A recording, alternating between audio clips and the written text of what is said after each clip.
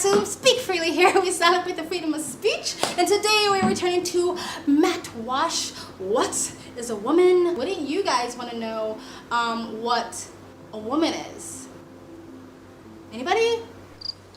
Class? So I think this is the second trailer release of this documentary. I did react to the first one. I think this is a longer, sort of detailed version of what the documentary is going to consist of.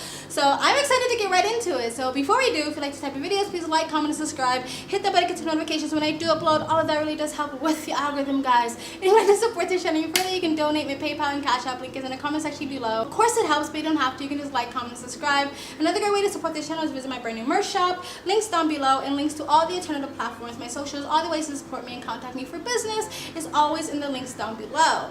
Other than that, sit back, relax, and enjoy the video. All right, let's get into it. What is a woman? Can you tell me that? Well, you're at the Women's March. You must have some idea. Please, if one person could tell me what a woman is. You are not here for women. We ask you to leave. What is that? I'm a husband. I'm a father of 4. I host a talk show. I give speeches. I write books. I like to make sense of things. A woman is not anything in particular. There is not one particular thing. It could be many things to many people. Some women have penises, right? Some men have vaginas. I like scented candles, and I've watched Sex and the City. Yeah. How do I know if I'm a woman? That's a great question.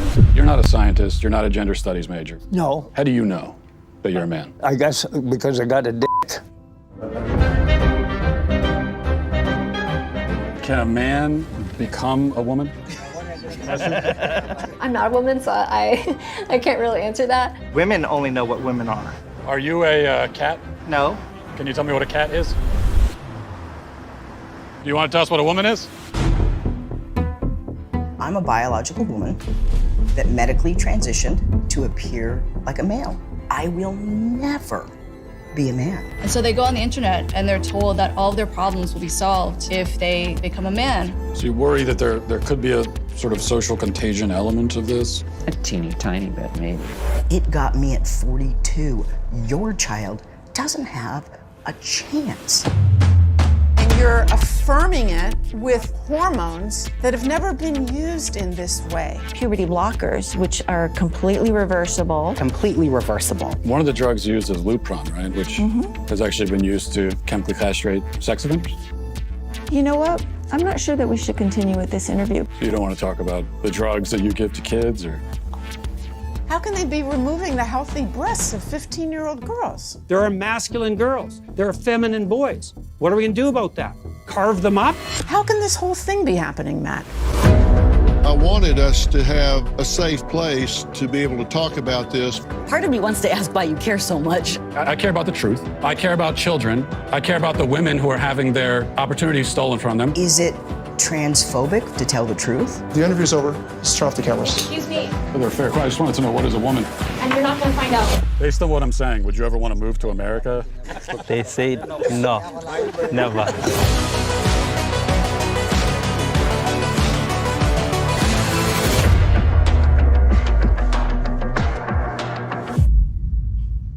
hope you enjoyed it a little bit.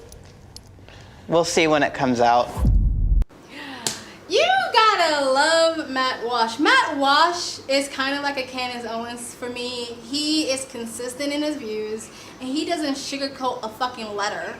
Like, he's kind of like a bulldog that way. Look, the thing is for me, if you are just a plain adult that has no power whatsoever and you want to go around believing in idiocracy that you cannot define what a woman is, then go around looking like a clown. That's you. If you want people to think that you're that fucking stupid that you forgot like 6th grade biology, you go ahead, be a clown.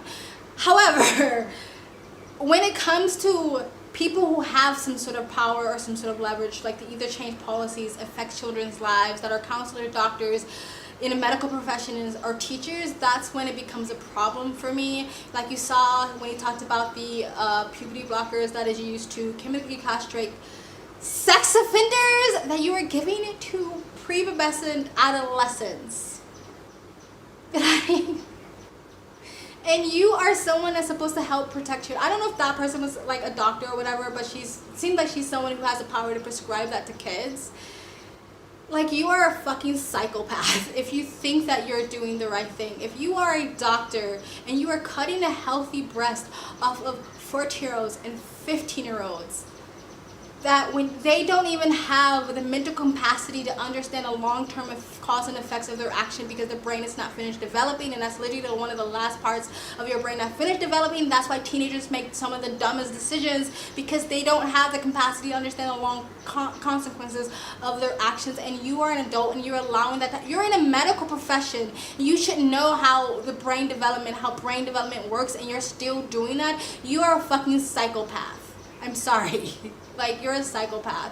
Like, it is sick and disgusting to me. And like, the part that really upsets me the most is the kids who are being affected by this. Like, that, like, I am one of those people, like, for the children. Think of the children. Won't somebody please think of the children? Because I actually care about kids, born, unborn, teenagers, not whatever. I care about kids. And honestly, I feel like I'm connected to this a little bit more because, like, I was that teenager. I was an alt kid in high school. I was punk and goth. I was an outsider. I didn't get along. I didn't like my body. I didn't like going through puberty. I didn't like any of those things growing up. And they're telling these teenage girls that those things that are just a natural process of being a teenage girl means that you are trans. That is fucking sick, pathetic, and psychopathic. Like, it's just mind-boggling to me. Like, when you're like, I know like boyhood is a thing too. I'm not a boy, so I don't know necessarily what teenage boys go through, but when you are a teenage girl, ask any fucking woman, you know, grab a woman next to you right now and ask them, what was it like to be a teenage girl? Your hormones are raging, your brain is like fucking mush. You go through some of the most mental upheavals in high school. Like, that's why they say like high schoolers and teenagers always look like they're depressed and they hate the world, right? Because they're going through all this shit. They're insecure, they have hyper anxiety, they're super self-aware or self-conscious, they're having like self-love and self-esteem issues, they're probably going through a little bit of depression, they're having all this peer pressure. Like, to them, high school is the world. They can't even see past it. So everything that's about their teenhood and their high school life is like everything to them. They're obsessed with it. They're hyper focused on how everyone views them and all these things. And you're like, you have these adults, you have these activists that are taking advantage of that vulnerability of what it is like to be a teenager, all the shit that you're going through as a teenage girl, and they're taking that and saying that means you're trans.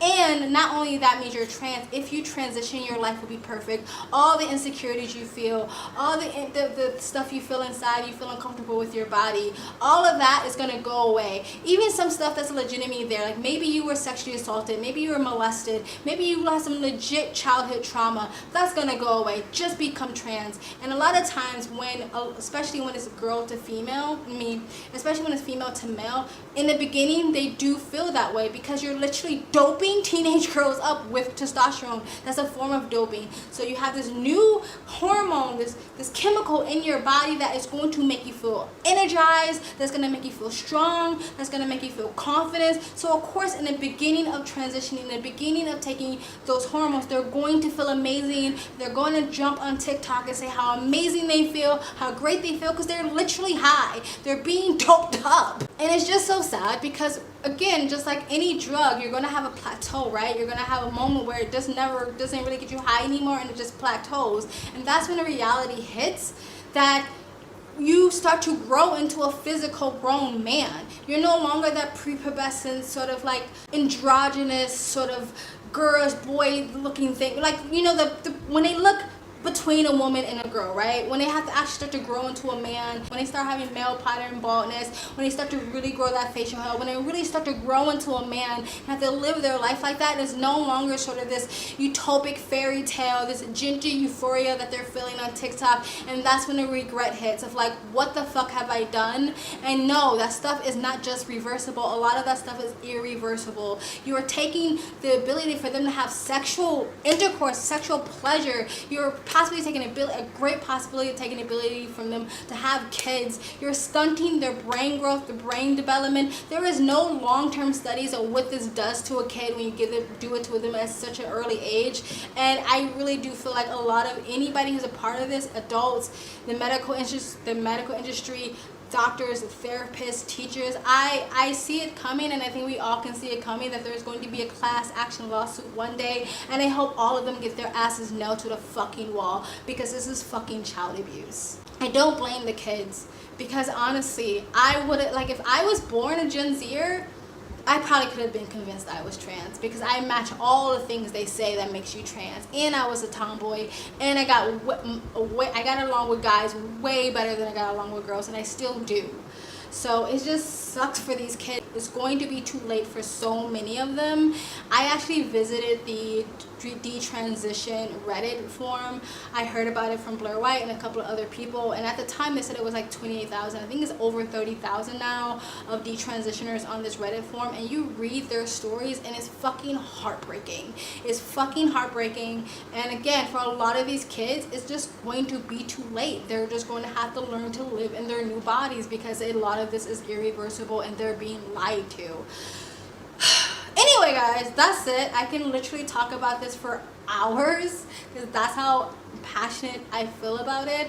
However, I don't want to make this video too long. Tell me what you guys think of this conversation, about what I said, about what Matt Walsh said. Are you going to watch the documentary? I will, if it's not too expensive to watch. Someone could pirate it for me. I'm broke. No, I'm just kidding.